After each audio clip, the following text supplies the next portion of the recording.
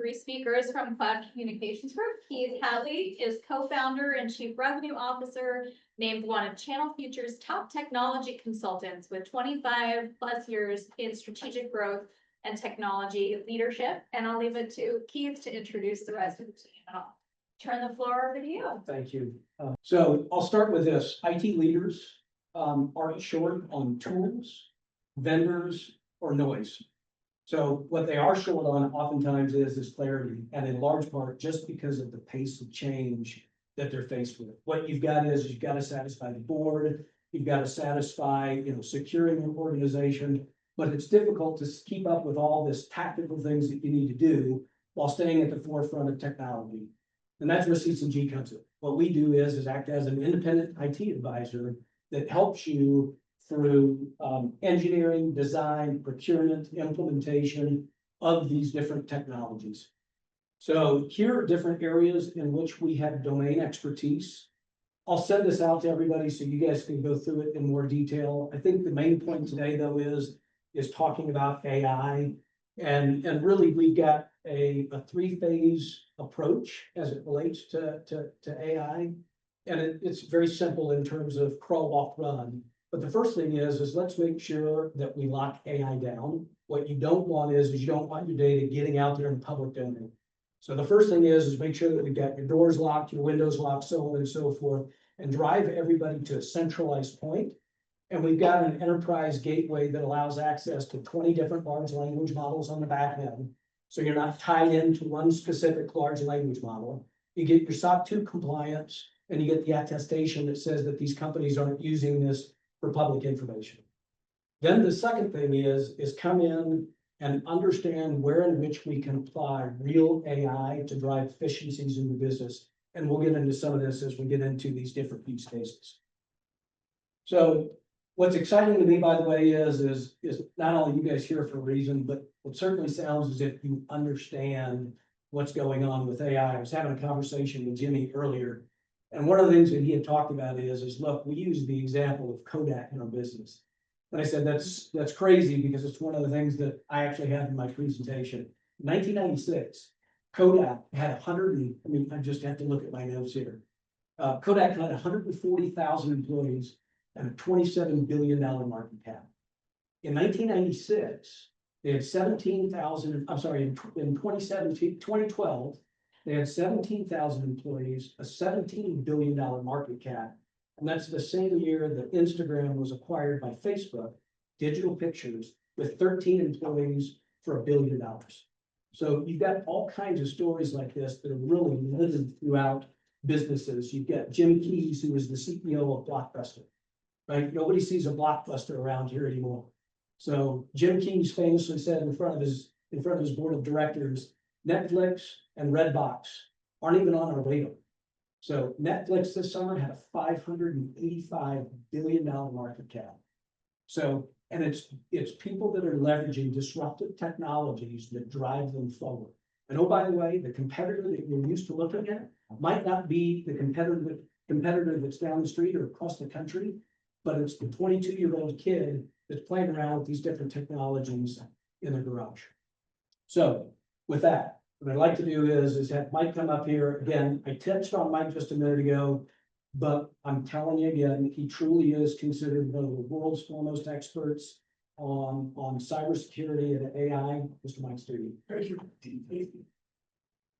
Yeah, it's kind of interesting that he mentioned Netflix, and Netflix has a great story because, gosh, it was in maybe around 2008 or 9, something. They had a contest they put out, and they were asking people to help us write our movie rating system, the 5-star rating system, so we could do a better job of picking the movies you might want to watch based on what you have come in.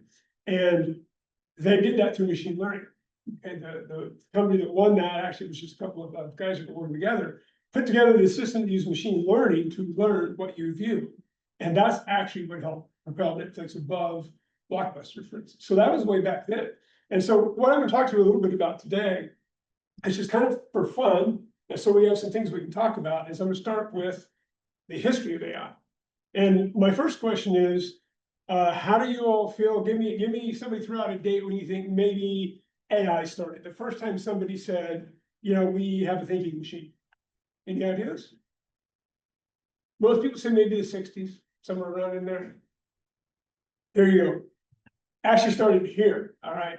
This is a manual Turk built in 1770. It was a chess playing machine.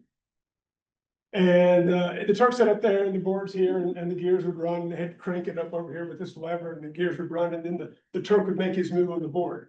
And it was very good. It beat a lot of people. You can see some of the people that did play it. But unfortunately, what it really was somebody sitting underneath here. It was an illusion. And so a chess master would sneak in behind the back after they'd opened this all up and he sat down there below and he had an arm that would move the Turk. But people thought in 1770, we have what we're all calling artificial intelligence. And this lasted for a long time. It took about 120 years before it was revealed. When this finally burned down in a warehouse, the owner finally said, hey, I duped y'all. I've been doing it for, it's like the third owner, and for 120 years, this thing was considered a thinking machine. So our first reference to AI is in this book called the literary reference, The Wreck of a World. Anybody want to guess what it might be about? The machine's taken over the world, of course. 1889. It's actually very often given to W. Grove, but it's actually, if you're ever looking for it, it's actually Gary that wrote this in 1889. So that's our first literary reference. And then along came this machine in 1914. So we're in the newer centuries. This one actually did play chess, and it actually did do a good job. However, as you can see here, it's only when you're down to the end game and one player had a king and a rook and the other player had just his king. But it could beat you. It knew how to make all the moves. You see, it's a combination of mechanical and gears. So this really is our first thinking machine in a way. It could play a simple game of chess. So 1914. And then has anybody seen this film? Metropolis, 1927. If you haven't, it is a silent film, but it is pretty amazing to watch it today. And with our modern sense of business and our modern sense of society and industry, because there's so much of it that you'll nail and you go, wow, I can't believe they were thinking about that in 1927. But one of the interesting things about it is we've got this robot that was artificial and eventually looked just like the lady that she was copied from below, and they released her to stop the revolution of the workers. It's a very interesting movie, but that was our first film reference to AI, 1927. And then we come to this. This is the computational birth of AI. This means we move from gears and things like that into math. And McCulloch-Pitts neuron in 1943 was a very simple math model of a neuron. That's kind of what it looks like. But I will tell you, if you're creating an AI today, you're using these. They're still around. Okay, so in 1943, a math model then turned into what these others, a neuroscientist and a mathematician, got together and realized that they could actually implement this math model in AND, NOR, and NOT gates, which meant we can compute these. We can do them with computers in 1943. You got to realize in 1943, there were maybe 7 computers in existence at the time. Okay, so we know this guy, right? Alan Turing. And we know the Turing test. Who here has heard the Turing test? Quite a few. Okay, so the Turing test was Alan's idea when somebody asked him one time. And of course, Alan worked in Bletchley Park in World War II, decoding, what is most famous for is decoding the German encryption system that was used.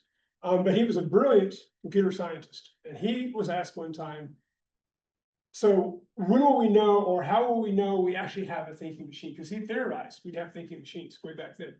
And he said, his first answer was, well, when you can have a conversation with it and you can't tell that it's not human, that must be a thinking machine. But he said a better test would be this, because humans can lie, right? They don't have to tell the truth.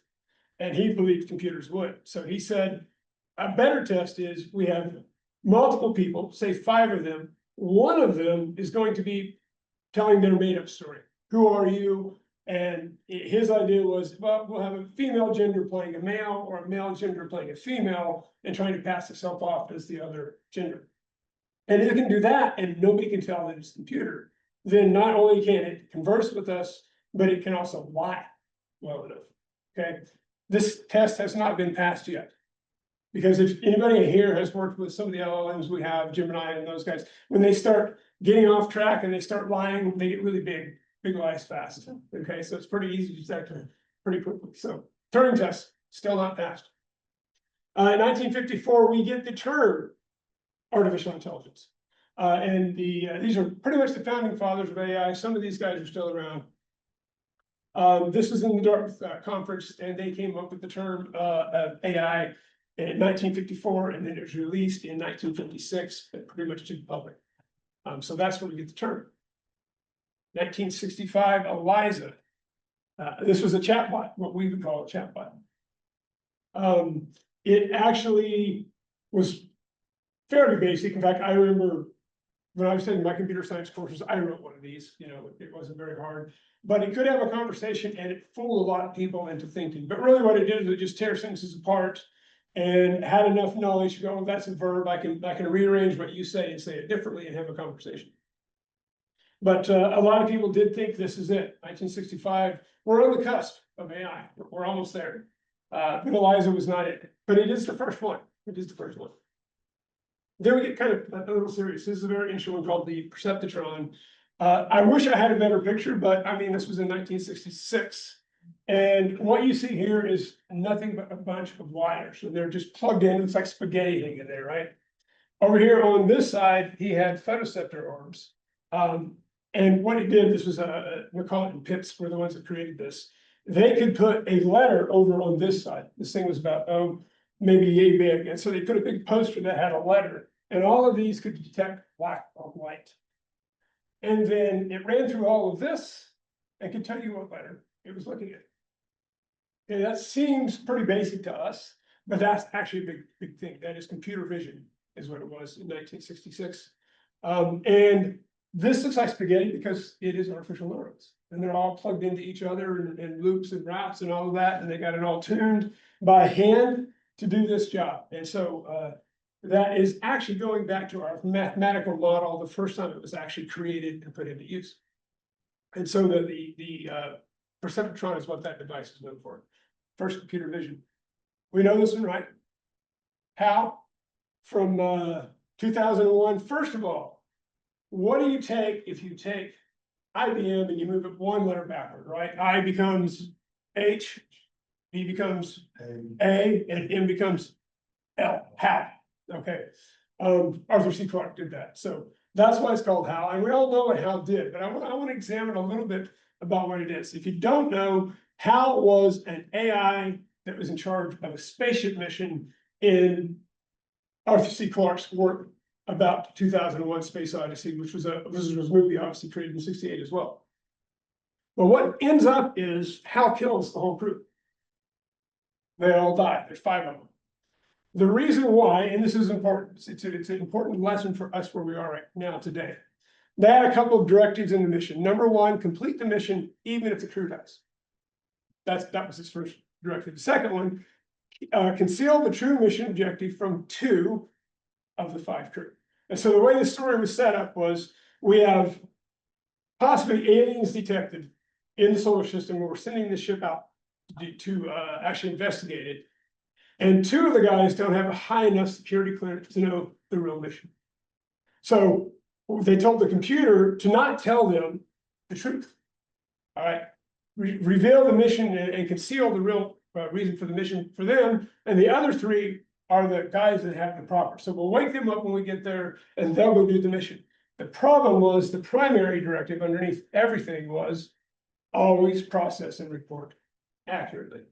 If the crew wants to know how much fuel is left, don't lie to them, right? How much juice we got in the batteries, don't lie to them. But they ask it to lie. And so its solution to that was, if I get rid of the crew, I can get rid of objective number 2, and I can use directive number 1. And so as a thinking machine, that was his solution. They didn't tell it not to kill the crew, right? And so we do have to be cautious about this. It's a great movie, even today, 2001 is still a good movie. The other important thing that Hal could do was it could lip read. And nobody knew that. It had learned to do it on its own. And nobody knew that, so they would always go into this room and they would shut the door so the computer couldn't hear it, and the whole time it's just watching them talk. Okay, and what that is, that's a latent behavior learned by a machine that we don't know about, that it kept secret. That's another cautious for us. Okay. Then we have one of 3 AI winners. We call them AI winners because all the funding dropped. We have all these things we've been talking about, 1965, all the stuff coming, and then suddenly the money just disappears because it was a pipe dream, right? It didn't really exist. We know this one, right? War Games, great movie, also AI based. And we've moved to the 80s. This is in 83. And you gotta realize 80s was a real birth of computers. It's when they started moving from the great big mainframes to something small we could use. And the computer revolution really started here. The problem with them is we didn't have enough power in these yet. So we couldn't do all the computations that we needed to do AI. And so it's kind of funny, we shift into movies and things like that. Now, of course, this is a Cold War thriller. What's really relevant here to us is that despite being made in the 80s, okay, the themes it raised about warfare and AI are what we're actually facing today. Okay, so we got War Games, The Terminator, right? And we've got 1985, Black Moon Rising. Not a great movie, but it is about an autonomous weapon that thinks on its own and completes its own missions. So these are the different visions of some of the AI that we had at the time. Are we dealing with all 3 of these? We hope we're not dealing with the Terminator, but yes, we are certainly dealing with AI in warfare and automated weapons and autonomous weapons today as well. Then we get to 1997, so we start to get a little more serious. 1997, Deep Blue, which was actually IBM's chess machine, beat Garry Kasparov in the first ever victory for a computer in chess. And so what I did in this graph is I showed you, this is called an ELO rating. That's how good you are in chess. The higher your ELA, from basically 1500 all the way to 4000, the better chess player you are. This is the human line here, highest human, 2882, which is actually Magnus Carlsen now. He's the current chess champ. But this is the computer ELO, and you can see right there, it has gone so far off that you can't beat a computer in chess anymore. In fact, you can download that program and run it on your PC or your laptop at home. It's a really simple, small program. So this is the first time that we passed that barrier of chess, and they're now unbeatable. We can't beat computers in chess. And then we move on to as we approach modern age. I'm going to give you one more movie called Eagle Eye. Once again, do I recommend it as a movie? It's maybe not the best, but one of the things that people had a problem with this is they said the plot was all over the place. You can't figure out what this movie's doing. It made no sense. The reality was it was an AI that was manipulating people and pulling strings to get them to do. So all these random events that we're watching in the movie all tie together at the end. And it is about that. And so it's kind of one of those, it's my best view of what a super intelligence would really be like. If you want to get a concept of that, I can recommend this movie for watching, because it is maybe you watch it one time and the second time you watch it, you start to see all those little pieces that were there. All right. Big day when IBM's Watson beat the chess champs. Not the chess champs, sorry, Jeopardy champs, and it beat them by a lot. I didn't understand what, at the time, what Watson was doing. I thought they were giving Watson the questions. Watson looked them up on the internet, and I said, well, of course it was. Who's surprised by that? But the reality was, Watson did not get the questions fed to it. It had to listen and see them, just like the other contestants. The other thing that was pretty brilliant about this is, you have that little clicker in Jeopardy, and if Alex Trebek is still talking when you click, you are delayed, and you don't get to click again until a certain number of seconds. And so the timing is really important to try to try to get in first, be first so you can answer it if you think you know it. So then the answer comes to you in the time you have to enter it. And the computer had to do that too. It had to be able to know, I've got to do a search, it's gonna take me a little bit of time to do that, I gotta know when to hit that clicker. But what's really important is it learned everybody else's clicker habits. So it knew who was fast, who was good, it also started knowing and that its opponents, this guy's good at science, this guy's a history guy. So it started using and adjusting how it clicked on based on what the people were. And you know, I thought Jeopardy would be a long time before anybody got that good at a trivia game thinking, but IBM did it, 2011. We wrote another movie, 2014, Ex Machina. There's really nothing too groundbreaking in this one. I don't recommend it as a movie, except that it is all about the Turing test. And of course, once again, the dangers of AI if we let it go. But the big question here is, what happens when we create artificial life? And I know we've got some various, I mean, I know we have like a liability for law firms, insurance here. What happens if we were truly to create something so intelligent that it was almost human? And would it be human, would it not? What's its legal status? What's its not? Could we turn it off? Would we be killing a being if we did that? These are some of the things that we will be facing, and they kind of explored that a little bit in this movie that to deal with this actually particular AI robot. So something we will all face. And I want to end on a couple of things that got us where we are today. Google creates what they call this embedding thing, and I'll summarize that very quickly for you. It's very high-tech stuff and very difficult, but it basically takes language and turns it into math.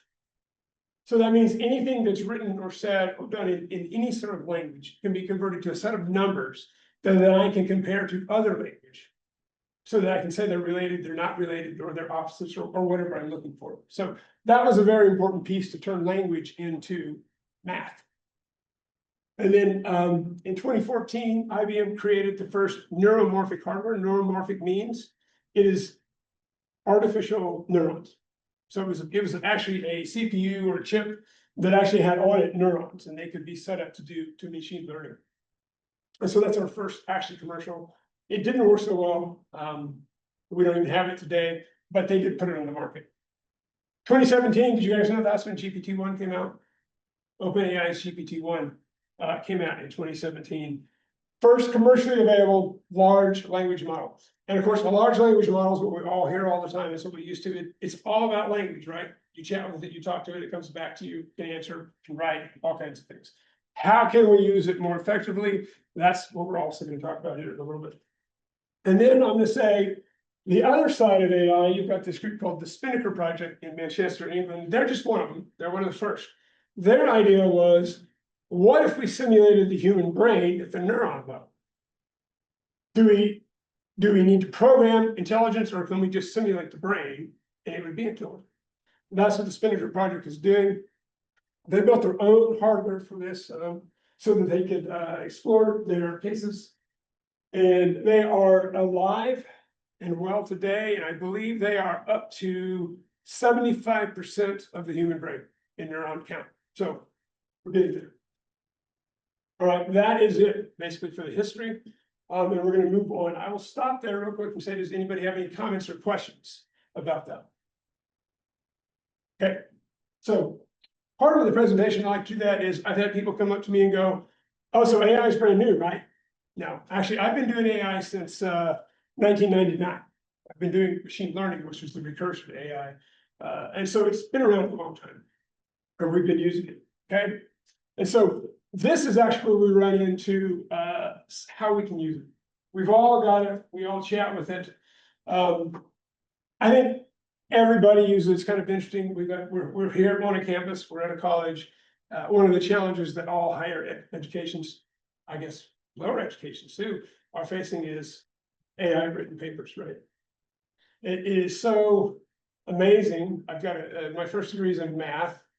And I'd love to teach my kids math, and my kids now get out my phone and they shoot their math homework and then it gives them all the answers. And I'm just like, you gotta show your work, right? But it truly is capable of doing things like that.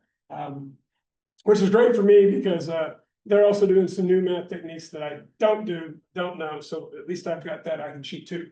But this is, a case where we are thinking about AI right now as chatbots, right? Isn't that what most people associate it with? I log into Gemini or ChatGPT or Claude, and it can code for me, and it can write things for me, it can make my emails better, it can write posts. But did you know it can also come up with marketing campaigns? Completely generate and create marketing campaigns with schedules. What you should do, what you should create, what it should look like, when you should release it, where you should release it. It can do things like that. It can do all of those, and that's just an LLM. But what you can also do with these LLMs is what we call automation or workflow automation. It has a couple different terms outside of just an LLM. And so what you do is you create little pieces of code that let the LLM see your data. So your database is whatever you have, your document stores, whatever it is that you want it to see. And so we can, for instance, query your SQL database, maybe, to get it. And then that comes into a workflow where there's all these steps that work through, and the AI can orchestrate certain pieces of those steps, or even do some of those steps for you, for an eventual outcome that you want to achieve. And the reason why this is revolutionary as far as AI is concerned is we've had for a long time these workflow automations, but they worked kind of like, I'll give you a good example of running your desktop. You go to the browser, you go to a certain place on the screen and you click the mouse and the menu drops open, and then you go to a certain other place and you click load or whatever. And it was an exact map of exactly where to click and what to do. So that's the way you might say, I've got 1,000 documents in my directory, I want to load them up in Word and highlight certain things and then resave them and put them in a new directory. And it could do that. The problem was, as soon as Microsoft changed Word and that menu changed, your automation didn't work anymore because everything was different. It was in the wrong place, or if you had a different screen size, or if your screen wasn't fully maximized, your bot fell. LLMs can actually look at your screen and go, I know where the file menu is. I don't care if the window's this big or full screen, it'll find the file menu. Click on the file menu. In fact, it's more goal-oriented. You would simply tell it, I have these documents in a directory. I want to go through and change my business name from the old name to the new name. So search and replace everywhere, and then save as a new copy under this new name. And it being goal-oriented, it can figure out. I know I need a word processor. It looks through and says, there's a word processor there, bring up the word processor. These are here today and they're operating already, okay? But this is a good example of a use case that we've done at CCG with the logistics company. And this is a workflow. So the story behind this is business challenges is we've got drivers out there. And this is a company that creates software for drivers as well as has their own drivers. And the driver's goal is, of course, I've got a truck of a certain size that can do certain loads, flatbed, closed, whatever, of a certain horsepower, how much can haul, all of that. And I want to find a load to haul. And so right now they have a fairly complicated product where the driver has to go in and click and open, and he's got his truck size and he's got to do all this. I'm currently in Missoula and I'm headed, wherever. I want to go to California, or maybe I don't. I just want to find a load. And you fill all this in and you click, and off in the background it search, and here's your list of possible, bills of lading that you can put on your truck.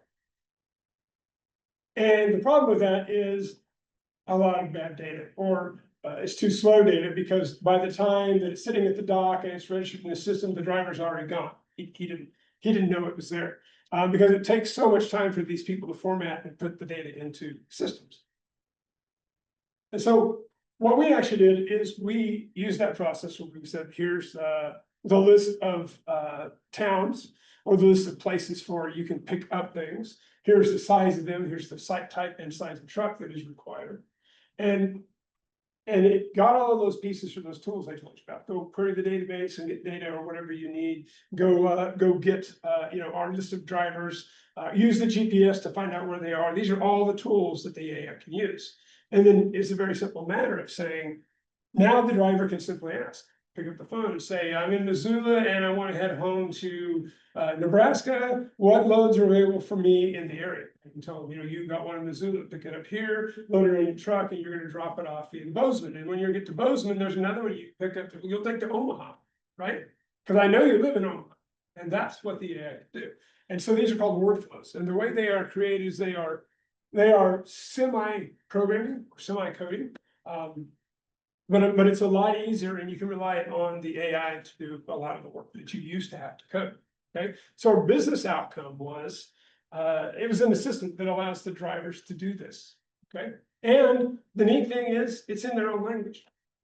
Right, they're not having to learn the code or having to get the latest GPS signal coordinates or wherever they're at. It does it all on its own, and they can simply talk to it and chat with it. So it appears to be a chatbot, right? But really what's going on in the background is just getting all the data from the company that it needs to do this. And it's using its own intelligence to be able to say, that city is 300 miles from this one and this one's 250, and you want to load as fast as you can, go to the 250. You don't have to program it to do that, right? It figures that out on its own. That's one of our use cases that we have, okay? Another use case is, in this case, it's, I guess the easiest is actually one that we use. It's one of ours. And we have a lot of data that basically comes in. You can think of it like coming in and saying, these are the incoming, so these the accounts receivable. And then we get on the other side from a completely different set of companies, we get what we thought we were paid, right? And the problem is we want to be able to match up record for record everything that we were supposed to get.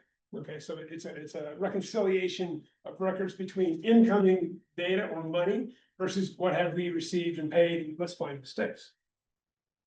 Part of the problem we have with this is people are entering these all over the country, and they did use different names. I mean, a good example is I've got ABC company, right? ABC. They call it ABC in one place. They call it ABCCO in another place. They call it ABC company in another. Another one calls it AB company, right? Or A space B space C company. All these variations of these company names. So it's very difficult to write a program to do this reconciliation because you have to have all the variants. And then as soon as somebody new enters it differently, it still doesn't work. The AI is very good at doing that summary data. So you can give it a list of company names and say, here's 100 different companies. What are they really called? And of course, it will look at all those ABC variants and go, oh, all 15 of those are the same company. We'll call that ABC Incorporated, right? So that's an example of some of the things that it can do in this workflow. At the end of the workflow, then, once we've got the data in and we've got it cleaned and the AI's done all the cleaning work for us, we can then have it do stuff like do that matching for us, okay? We have all of these incoming from various companies and we want to reconcile those to what we were paid. How far off is the variance? Like do it by salesman, do it by division, do it by region, and come up with the variances that we need. Okay, so this is a very difficult process with lots and lots of records. And because of all those human entries in the data, it can be a hard process to program. But with the LLM behind it, doing those steps for us, it becomes very easy. Okay, it can look at it because one of the keys to AI is pattern recognition, right? That's what it's all about. And that's what these are. These are sequences of data that should line up, and there's a pattern to them, and it can recognize those. So these are just two use cases that we run into. But how does that help, right? So the way you need to implement AI, or if you're thinking about the company, I got a couple of great examples. One, it was just a light bulb moment for me when I'm talking to a client, and he's like, "Well, I have some jobs." He said, "We did some study in the company. They have one process that takes about 5 minutes. It's a very simple thing of getting an email and doing some work over here and moving that email to this app." He goes, "It takes about 5 minutes, but I have about 200 employees doing that 200 times a day." Right? 4,000 times a day for 5 minutes is a serious amount of time that employees are doing this simple little step. So like, well, if I had something that could do that for me, I could save all that time and my employees could be doing other things, even though it's in 5-minute chunks. By the end of the day, they've spent 2 hours doing this, right? That's a great use case for an AI. Okay, those are what you can do. So this is how you should be thinking about it. How do I implement AI? Okay. Some of the concerns we talked about security. My background is actually in cybersecurity. That's what I was doing. All my machine learning and AI work was in cybersecurity. You got to remember that these. I run into coders. I mean, I think you said you got a coding company. Is that right? Was it you? Right? And your coders probably use LLMs to code nowadays, right? Who doesn't? But what LLM are they using? Are they putting it in Gemini? Are they putting it in Claude? Because those are public places, and you're taking your code from your company, which is very proprietary, and you're dropping it into a learning machine. It's going to use it the next time that it is trained. Now, you can get accounts that cost you more money that they don't learn from, things like that. A lot of them you have to opt out and go through all these things to make sure it's not happening, even with your enterprise account. But you have to remember that you are moving this out to another company. So even if you're copying an email that you received that you want summarized and you're asking Gemini to do it, Google gets a copy of it, whatever it is. Okay. So that is some sort of things that you need to be concerned about when you're using these. We do have some vendors that I think, Keith mentioned one that has, it's really nice in that they give you access to all those LLMs, Gemini, OpenAI, ChatGPT, Claude, Perplexity, the list goes on and on. And they act as like this barrier. So your data goes into them. They then do all this work to tokenize it. We call all those AI terms, and it goes out to Gemini, and the answer comes back. And Gemini never actually gets to see your work. It only gets to see the math behind your work. Okay, which is a much better solution than just putting it. So one of the issues you have to worry about, I think, from schools to corporations, is your people doing what we call shadow AI, right? Copying their emails, putting their stuff in their phone, taking pictures of things, like I said, my math homework, taking a picture of the screen and asking the LLM to help them out with something. All of that data is leaking out of your company. Okay. Solutions to that are actually private models that run locally or run in your cloud. Very easy. We think that AI takes gazillions of computers and these expensive GPUs. There are very small models that you can run on a single GPU. Okay, and it will do all the same things, except if you think about Gemini and those guys, they're trying to be a search engine replacement, right? They want their bot to know everything. These smaller bots don't know everything, but they know language, and they know math, and they know coding, and they know all those pieces that we generally want to use them for in business. And you can use those instead. So these are some of the ideas that you think about when you're considering AI. The biggest challenge is, where do I use it? Think about these automation tasks, these repetitive tasks that we do, or anytime where I have a lot of data that I have to filter through, it's dirty data, and then I've somehow got to match it up. These are exactly what we can do with AI today. And there's even more. I mean, that's just the tip of the iceberg for what you can do. Keith mentioned that we have 20-year-olds and 24-year-olds, 18-year-olds sitting around using these all day long, coming up with probably the next billion-dollar companies that are sitting in front of us. Simply using an LLM correctly and knowing how to do it properly to come up with all those things I mentioned, like marketing and strategic planning and business development, and all of those is one key. Workflow automation and getting this to your data is another key. And you got to remember the security of your data when you're using these. And this is even more dangerous because, again, they are learning machines. So when you give them data, they will learn from it the next round of their training. So be very careful what you do, and be aware of what your employees, your students, whoever they are doing with the AIs. You might have had some, so they let me come in Texas, so I have to talk, sorry. It's in the rules. I think the point to try and illustrate two things, we've taught, and I think the guys that are coding can tell you, all of these automations are possible with coding today. It just takes the amount of time. So there was a study done one time, if you take a contact center, somebody calls in and says, hey, I need to pay my bill. I need to settle up with you. I think I owe you money. we ran through the scenarios, and I think there was about 775 different ways that a human can say, I can get paid.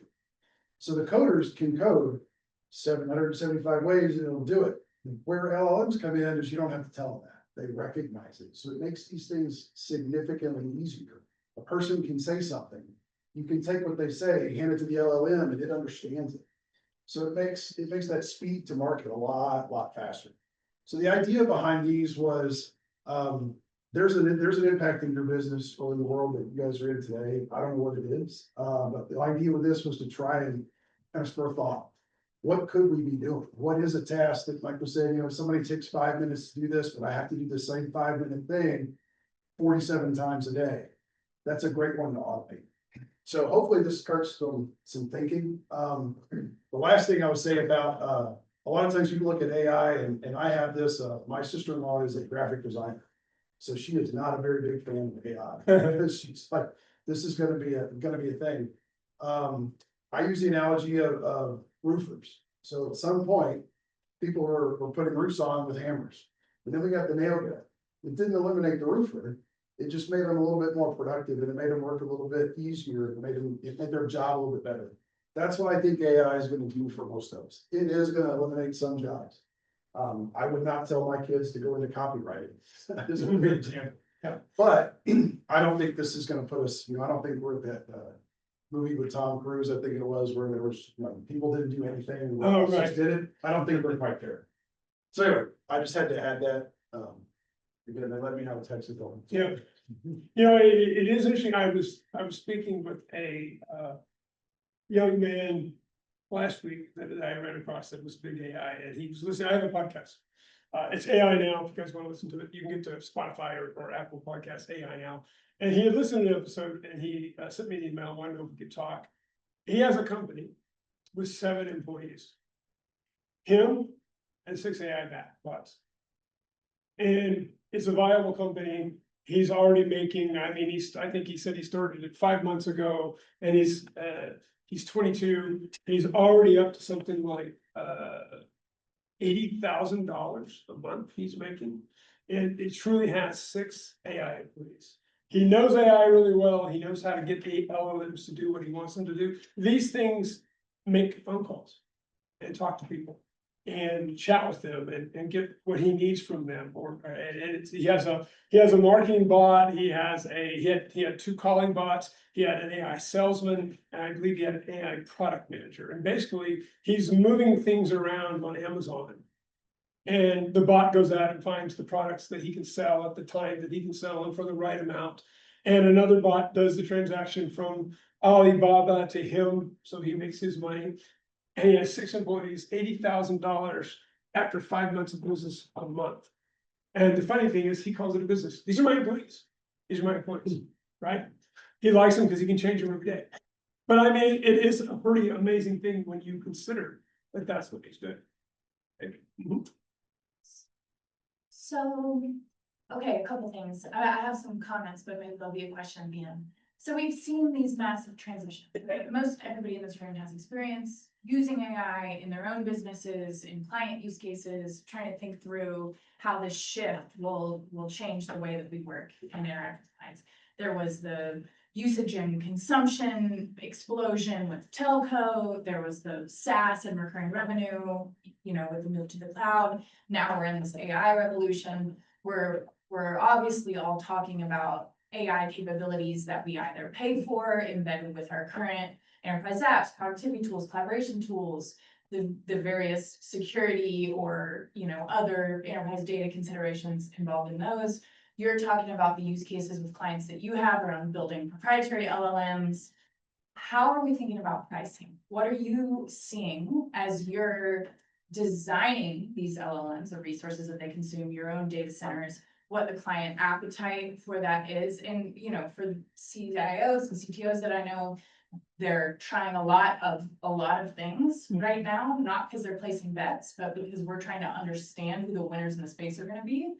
I'm just curious if you could talk a little bit about, as you're engaging with clients, how are they thinking about paying? Is it outcome based? Is it, token or question based? Is it seat based? Is it, and how is your company managing through these different monetization strategies? What advice would you have for us? Okay, first of all, when she says tokens, does everybody understand what tokens are? Yeah, right? When Maybe you- explain it. Yeah, so when you put a language into an LLM, it breaks into little pieces, which are about a word and generally called tokens, okay? And then I told you about, Google's, brilliant work here when they created this thing called embeddings. That's what converts language to math. That's what it is. And so those tokens go out to the engine and it sees the math and it gives you back your answer. Then we convert from tokens back to language, okay? That's what you're being charged for. Okay, so when you sign up for the API, for Google's API, and you want to embed Google, say Gemini in your product, you're going to go to an API and you're gonna give them tokens and they're gonna charge you by the token, okay? So for things like chatting, it's generally very manageable, it's not that expensive, right? And because of that, they'll just sell you a base fee, $20 a month, right? But when you start doing automation, and you have thousands or hundreds of thousands or millions of records being processed, those token costs go up very quickly, okay? And that's why we get back to running your own models or your own hardware or your own cloud to avoid those costs. So that's how we deal with tokens. The other part is it's almost always going to be an ROI discussion. So we're going to create this model for you, or this AI system that's going to solve a problem for you, and you're going to do it because of the return on your investment. You have like the guy with I'm spending all that 5-minute task that consumes my employees because they gotta do this task. He can very easily look at it and say, my average salary is this. If they're spending 15% of their day doing this task that's mandatory, then I can very easily convert that to a number. Can your product make me or save me that money? And so that's how we come up with our ROI type of process for this. No, nothing. I'm gonna add to that, my style, we'll figure out this is how I do things. I think you're gonna end up with a lot of outcome-based pricing. And so what we mean by outcome, so, say, take customer service, probably the easiest way to explain it, the whole I want to make a payment. Somebody calls in, I need to make a payment, they can't, for whatever reason, get the computer to know who they are, what they're trying to do, they can't get a credit card to process, whatever, it gets transferred to a live human. So in today's model, most customer service bots, they're charged a usage rate for however long that bot tried and failed before they had to hand it off to a human. So from the end client standpoint, that's not a great model. I'm paying you to do nothing but irritate my customer. So what you're seeing some of these people do is they're moving to outcome based. So there is no charge unless that bot is able to 100% complete that transaction without a person being involved. That's where I think you'll probably end up for the automation tools. I think in the assistance, so think like Microsoft's Copilot, or what probably most people are using ChatGPT for today, help write this email, this, that's probably going to stay based.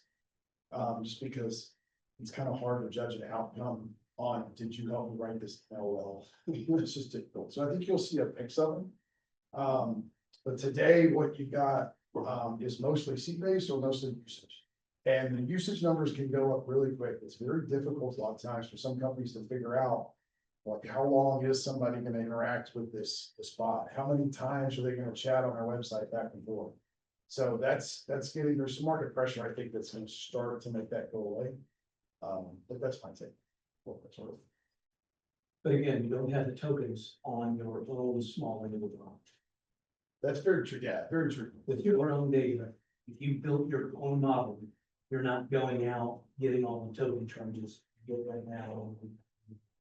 How are y'all thinking about that as an organization that's trying to price it? Millions. I mean, and what's the client appetite to buy?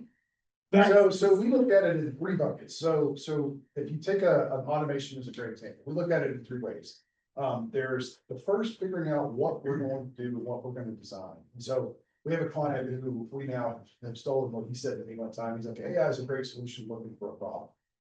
And so a lot of companies will sit down, first one, let's go help find the problem.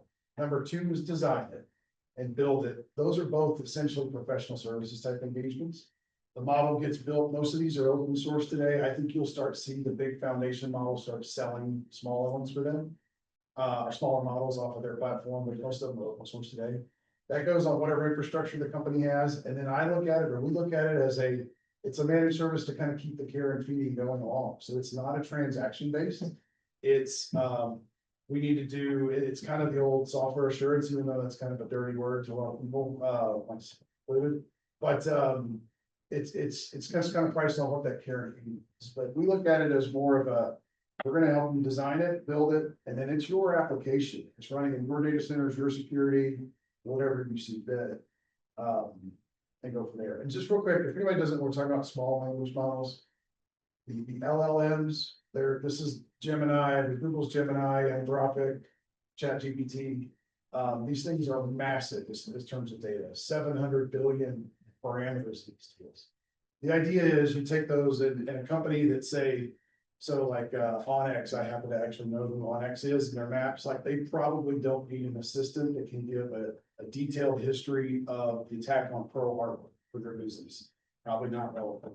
So you can shrink these models down, train them on what's relevant to the use case. Then they fit into those. Since now I don't have to go build something like the Stargate thing we probably read about the $500 billion facility they're building in about 2 hours from us in Dallas. So that's it. That's how we're looking at it. But if it's a bad quarter. Nice. Yeah. And Yes, if I could just offer a comment. Yep. At this, so. The pricing step to me is just fundamental business, right? If you're offering a commodity service. You can try to charge outcome-based pricing and everything, but you're not ever gonna be able to charge premiums. You're not gonna run an auction unless you're offering uncommon service delivery, right? So, but definitely the cost-based model, whether it's the compute for running your own models or the more expensive models per million tokens or what have you. Like you should never do cost-based pricing anyway, pretty much. Right, so it's really what will the market bear in terms of the commodity market of like the stuff everyone can do. So if it's like cleaning up data, I see that as a commodity thing. If you're able to completely transform the role of like truck drivers and how that process works, and you're actually obviating a whole class of work. Where other competitors, for example, are like, oh, we're gonna make the processes we currently do work faster and, easier. That's still a commodity space, but if you can radically transform it, which is what these technologies allow for, I think.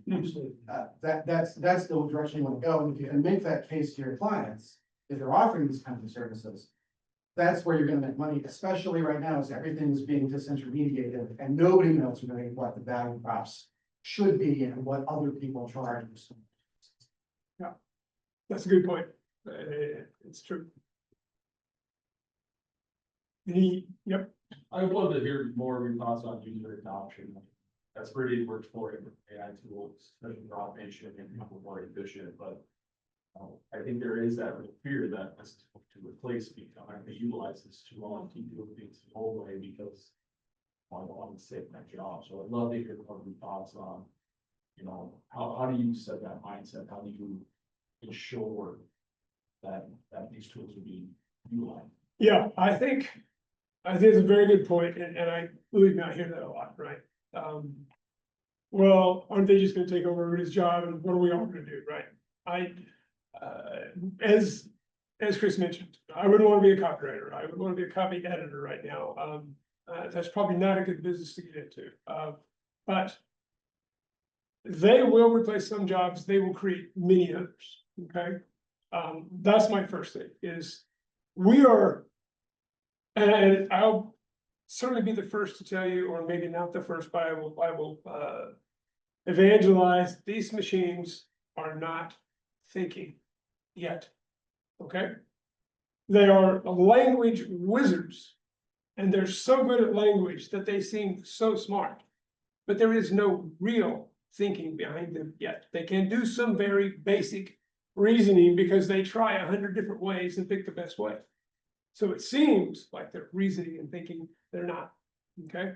We haven't even got to the real thinking machines, but they're coming fast, okay? So the two things that I have are, yeah, it's gonna replace some jobs for sure, but it will create many more, number one. Number two, What your bigger danger is being replaced by the 21-year-old kid with his 6 AI employees.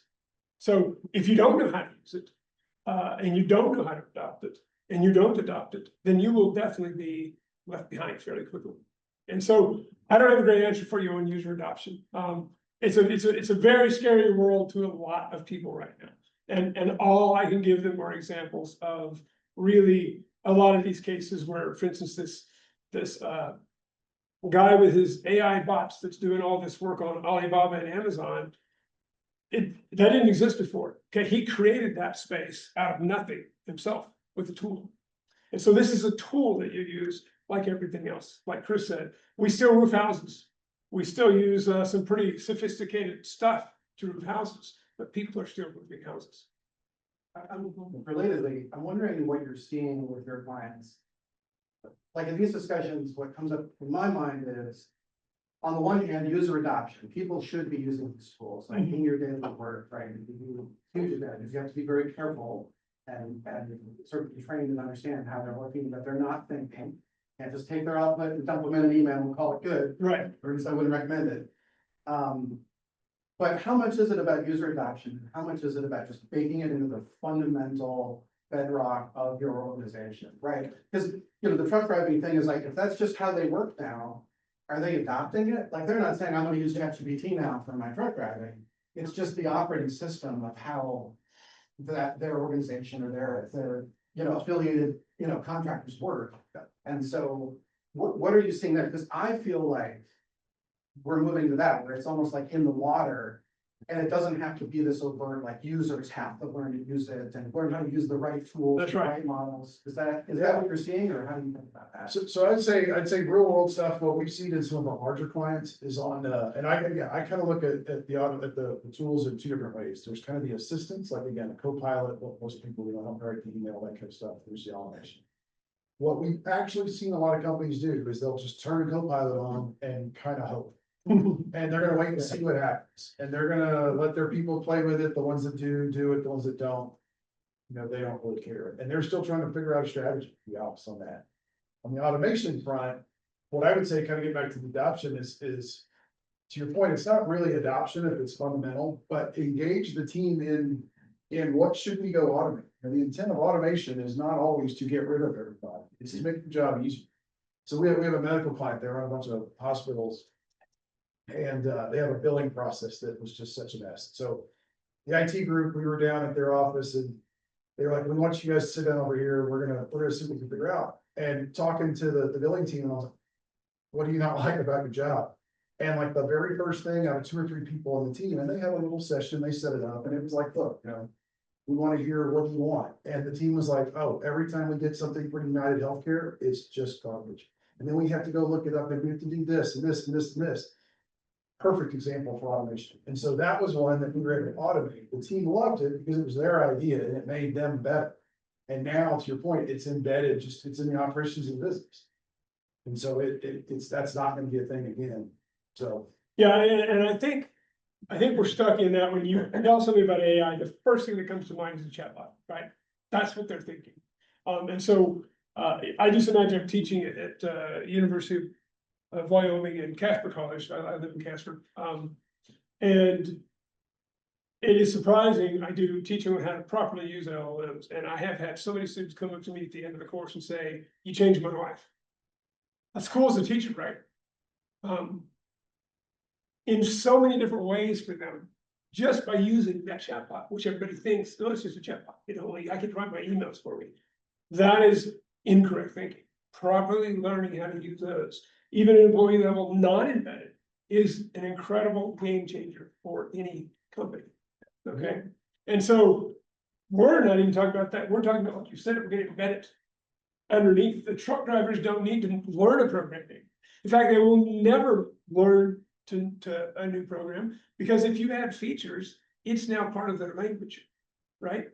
So maybe yesterday when I asked where my best load was, it didn't have some feature that it has today that I go, oh, look, it knows it's snowing and I shouldn't go that way, right? They didn't change anything. They didn't select a new thing, check the weather. They didn't do any of that. They simply asked, where's my next load? Just like they did the day before. The other thing I would add is teach, the models, even the assistant, the chat assistants need to be taught about the business. So I also happen to know of Montana Knife Company. So you can go to ChatGPT and say, I'm with Montana Knife Company, write me a marketing. plan." It'll do it, and it'll be pretty good. It'll be a better marketing plan than I could have written personally, but when you then go in and have somebody that knows what they're doing and they teach ChatGPT that Montana Knife Company makes these kinds of knives, this is their core values, this is how we work, this is the materials we use, this is our audience, and all the things that the company knows, that assistant gets a lot more accurate and a lot more useful. And so I think that'll also help drive adoption, because now people are gonna say, oh, well, this is actually really, really helpful versus me just logging on to, chatgpt.com, whatever the URL is, and asking a question that's cool, probably 70% helpful. So that's not one. And accurate 80% of the time, right? I mean, they're a lot better. Yeah, you had a question. I have a question. There's so many of these AI agents out there. Yeah. Right? Yeah. Could you quickly go through and highlight what the strengths of each one are, like Gemini over Claude, over ChatGPT, over Copilot, and just for the amateur in the room? Sure.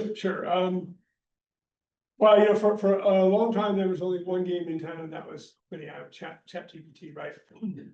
Google was behind, Microsoft was behind, they were all behind. Now we've got a lot, okay? I'm gonna say, for most people, any one of them will do whatever you need them to do.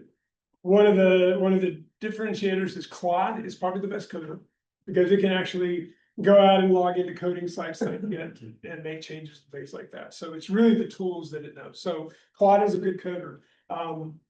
Gemini, the pro model of Gemini is probably one of the best reasoning models. So if you have a complicated task that you want it to examine, multi-step process, Gemini's probably your choice, okay? ChatGPT is probably the largest model out there. And so if you're looking for simply a data repository and knowing, having it know the most, that's probably ChatGPT. Okay, one of the issues that you run in with an LLM is if you think about your chat as like a piece of paper, right? And your chat gets bigger and bigger and bigger. There's a thing called the context window.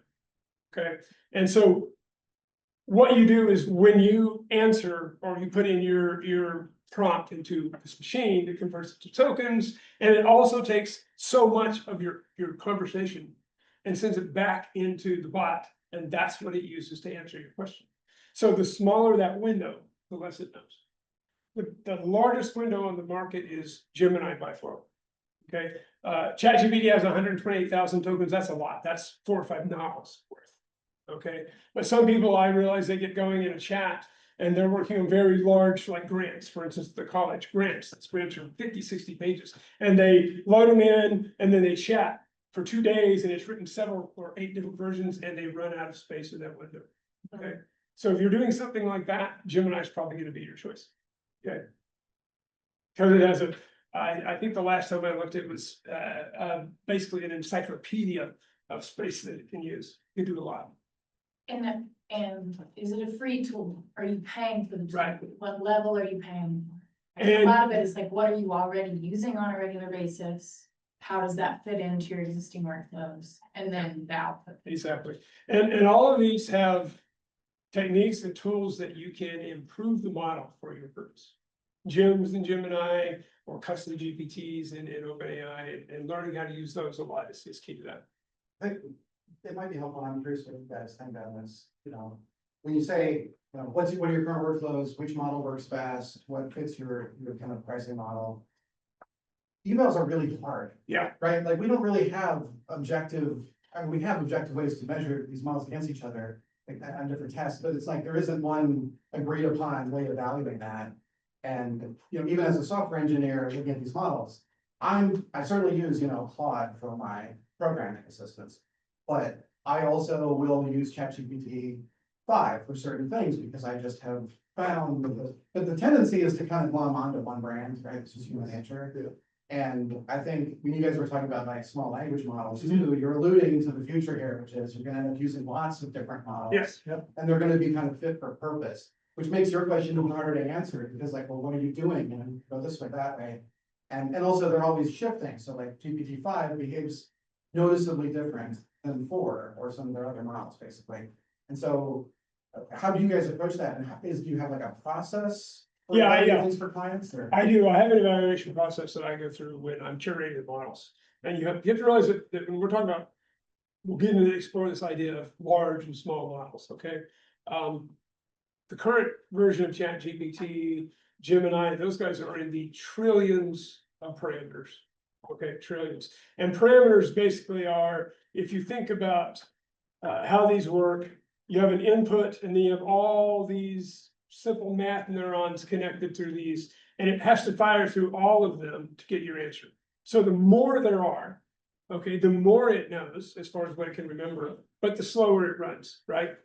If I'm gonna do a process and I'm gonna go through every single one of those, and I have a trillion versus a billion, the billion's gonna be faster. So a lot of times you've noticed if you go into Gemini Flash and you ask it a question, it scrolls like this, right? Zoom, zoom, zoom. You're like, I can't even read that fast, okay? And then you go into Pro and it sits and it thinks and it thinks and it thinks and it spits out all the thinking, and then it scrolls and your answer's coming like this. It's a large model, right? So it's slower than their smaller model, which is Flash.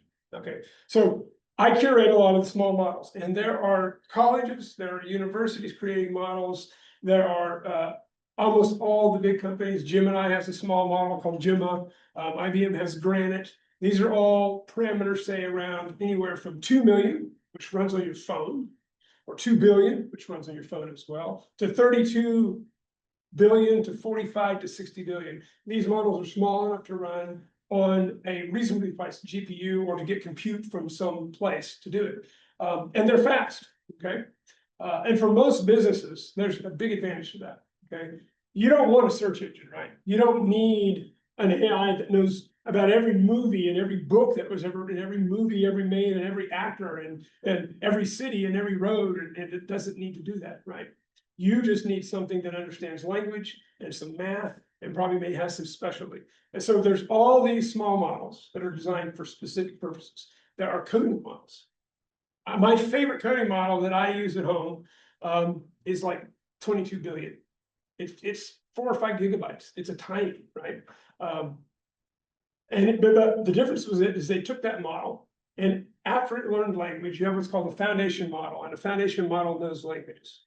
Okay, it knows language. That's what it does. And then on top of it, you can then teach it more stuff. If I'm your coding model, I'm going to give you coding data, and now you will be a specialist coder. And that specialist coder at that size can be better than Claude. Okay, because that's all it was trained on. And so there's a lot of these models available. The last time that I looked at the repository, I think it was 12,000. Okay, made from, like I said, all over and for all different reasons. Okay, and we curate those and we find the best ones for the purpose that you would need. One of the things you were mentioning, GPT acts very differently. Okay, when we switch from 4 to 5.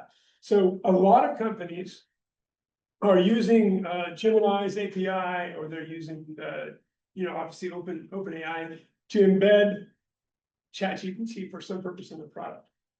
Well, when GPT-5 came out, OpenAI made the decision to stop 4. And the API automatically pointed you to 5.